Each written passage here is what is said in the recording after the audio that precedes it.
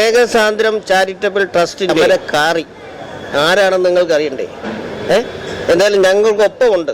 Okay, പറയൂ സ്നേഹസാന്ദ്രം, എന്തൊക്കെയുണ്ട് വിശേഷം? നമസ്കാരം, ഒരുപാട് സന്തോഷം. നാളെ ക്രിസ്മസ് ആണ്. അപ്പോൾ നമ്മുടെ ഭിന്നശേഷി കുട്ടികളുടെ അമ്മമാരുടെ സംഘടനയാണ് സ്നേഹസാന്ദ്രം ചാരിറ്റബിൾ ട്രസ്റ്റ്. അപ്പോൾ അതിൽ 200ഓളം ബെഡിലായിട്ട് മെന്റലിയും ഫിസിക്കലിയും കിടക്കുന്ന കുഞ്ഞുമക്കളാണുള്ളത്. അപ്പോൾ അവർക്കാണ് നമ്മൾ ഒരു സന്തോഷം എന്ന നിലയ്ക്ക് അവർക്ക് ഫുഡ് കിറ്റ്, വീൽ ചെയർ, അവർക്ക് ആവശ്യമുള്ള wheel chair, walking stick, diapers, അവർക്ക് ആവശ്യമുള്ള സാധനങ്ങൾ നമുക്ക് അവർക്ക് കൊടുത്തുകൊണ്ട് നമ്മളൊരു ക്രിസ്മസ് ആഘോഷം നടത്തുകയാണ്. ഇങ്ങനെ ഒരു ചാരിറ്റബിൾ ട്രസ്റ്റ് എന്താണ് രൂപീകരണത്തിന് വേണ്ടി നിരവധി ത്യാഗങ്ങൾ സഹിച്ചെന്നുള്ളത് ഞങ്ങൾക്കറിയാം. എന്തായിരുന്നു ഇതിൻ്റെ പിന്നിലുള്ള, അല്ലെങ്കിൽ ഈ ഒരു ചാരിറ്റബിൾ ട്രസ്റ്റ് ഇങ്ങനെ രൂപീകരിക്കേണ്ട പ്രധാനപ്പെട്ടമായ ഒരു കാര്യം? കാരണം നമ്മുടെ മാന്യ പ്രേക്ഷകരായ സഹോദരങ്ങൾക്ക് അത് അറിയാനൊരു ആകാംക്ഷയുണ്ട്. എന്തായാലും അതിനെക്കുറിച്ചൊന്ന് പറയൂ. ശരിക്കും ഈ ഡിഫറൻ്റ് ഏബിൾ കുട്ടികളെന്ന് പറഞ്ഞാൽ ശരിക്കും പണ്ട് നമ്മൾ പഠിച്ചുകൊണ്ടിരുന്നപ്പോൾ കേട്ടിട്ടേ ഉള്ളൂ. കാണുമ്പോൾ തന്നെ നമ്മൾ കണ്ടിട്ട് അങ്ങ് പോകും. അതിൻ്റെ വ്യാപ്തിയും ഇതൊക്കെ എന്താണെന്ന് അറിയത്തില്ല. അപ്പോൾ ഞാൻ എൻ്റെ കല്യാണം കഴിഞ്ഞ് പെട്ടെന്ന് എനിക്ക് ഇങ്ങനെയുള്ളൊരു മോളാണ് വരുന്നത്. അപ്പോൾ ആ ഡെലിവറി തന്നെ ഡോക്ടർ പറഞ്ഞു ഇതൊരു നോർമൽ കുട്ടിയല്ല എന്ന്. അപ്പോൾ അപ്പോഴും എനിക്കിത് എന്താണെന്ന് എനിക്ക് അറിയത്തില്ല. അപ്പോൾ അങ്ങനെ 3 മാസത്തോളം നമ്മൾ SIT ഹോസ്പിറ്റലിൽ അഡ്മിറ്റ് ആയിട്ട് കിടന്നു, വെന്റിലേറ്ററിലൊക്കെ ആയിരുന്നു. അപ്പോൾ അങ്ങനെ ആ ഓരോ സ്റ്റേജിലാണ് എനിക്ക് മനസ്സിലായത് നോർമൽ കുട്ടി പോലെ അല്ല എൻ്റെ മകള്, എല്ലാത്തിനും ഡിലേ വരുന്നു. പിന്നെ ആ ICUയിൽ കിടന്ന പല കുട്ടികളും പെട്ടെന്ന് ഇങ്ങനെ മരിക്കുന്ന ഒരു അവസ്ഥയുണ്ട്.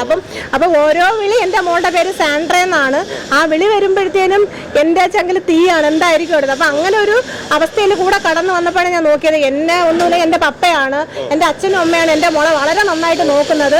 അങ്ങനെ ഒരു ഫാമിലി സപ്പോർട്ടും ഇല്ലാത്ത കുഞ്ഞു മക്കളാണ് അവിടെ വന്ന് മെഡിസിൻ പോലും കിട്ടാതെ മരിക്കുന്ന അവസ്ഥ. അപ്പോൾ അതിൽ നിന്ന് ഞാനൊരു പാവപ്പെട്ട വീട്ടിലുള്ളൊരു കുട്ടിയാണ്. അപ്പോൾ അതിൽ നിന്ന് ഞാൻ കൊണ്ടുപോകുന്നൊരു കുറച്ച് ആഹാര സാധനങ്ങളോ അല്ലെങ്കിൽ ഡൈപ്പറോ ഒക്കെ കൊടുത്തുകൊണ്ട് കൂടെ ഉള്ളവരെ കുട്ടികളെ ഒരു മീൻസ് ഇങ്ങനൊരു കുട്ടി വന്നപ്പോൾ നമ്മളെ സമൂഹവും നമ്മളെ ഫ്രണ്ട്സ് ഞാൻ അങ്ങ് മാറ്റി നിർത്തി. അപ്പോൾ ഇവരിൽ കൂടെ ഇടപെട്ടപ്പോൾ എനിക്ക് എന്താ പറയണേ കുറച്ചുകൂടെ സന്തോഷം, നമുക്ക് കുറ്റപ്പെടുത്തില്ല.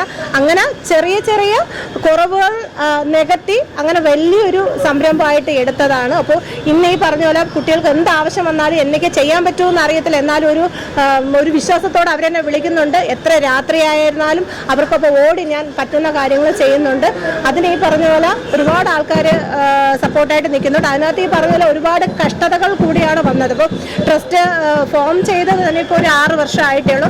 അതിനൊരു 10 വർഷത്തിന് മുന്നേ ഞാൻ ഈ മേഖലകൾ പല സംഘടനകളിലും പല ഇതിലും എന്താ പറയണ്ടേ, നമ്മൾ ഫ്രീ ടൈം കിട്ടുന്ന സമയം അത്രയും ഇങ്ങനെയുള്ള കുട്ടികൾക്കൊപ്പം അവർക്ക് വേണ്ടിയിട്ട് അഹോരാത്രം പ്രയത്നിച്ചതാണ്. അപ്പോൾ അതിനകത്ത് കുറേ നല്ല അനുഭവങ്ങളുണ്ട്, കുറേ തിക്ത അനുഭവങ്ങളുണ്ട്. അപ്പം കുറച്ച് പേര് പറയുന്നത് എന്താ, കണ്ടോ കുട്ടി വെച്ചിട്ട് ഇങ്ങനെ നിൽക്കുന്നു എന്ന്. പക്ഷേ എനിക്ക് എൻ്റെ കുട്ടി കാക്കയ്ക്കും തൻകുഞ്ഞാണ്. അപ്പോൾ വീട്ടിൽ അടച്ചിടാൻ ആഗ്രഹിക്കുന്നില്ല.